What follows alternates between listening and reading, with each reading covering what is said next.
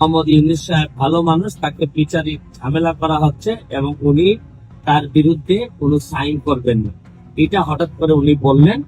আমি আপনাদেরকে একটা জিনিস বলতে চাই, এর মানে কিন্তু হচ্ছে গিয়ে আপনি নিশ্চিত থাকেন এই ভদ্রলোকের বড় রকমের কোনো প্ল্যান আছে এবং প্ল্যানের অংশ হিসাবে উনি এই কাজটা করতেছেন।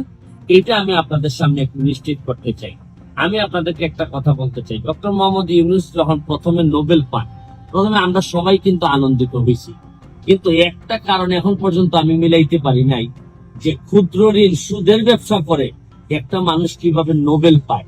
এবং আপনি আরেকটা জিনিস বাংলাদেশের বিবেচনায় আপনাদেরকে বলতে চাই, ক্ষুদ্র ঋণের ব্যবসা করে ব্যবসাতে ঋণ নিয়ে কেউ বৃহৎ হয়েছে আমার জানা নাই।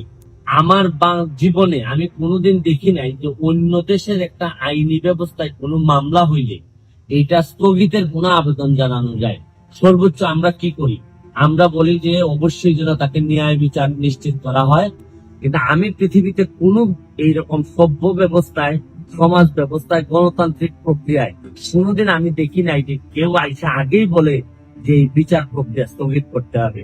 শুনেন, আমি একটা জিনিস আপনাদেরকে বলি, এই দুঃসময়ে এখন যে সময়টা ক্রাইসিস মোমেন্ট, এই সময়ে আওয়ামী লীগের মধ্যে আমি আওয়ামী লীগের যারা আছেন সবাইকে দাবি করব, যে যার খোলস থেকে বেরোয় আসে, প্রতিবাদ করার সময় আছে, আমাদের যা যা আছে তার বিভিন্ন সময় আমরা বলবো আমাদের দুর্নীতির বিরুদ্ধে যুদ্ধ চলতে থাকবে।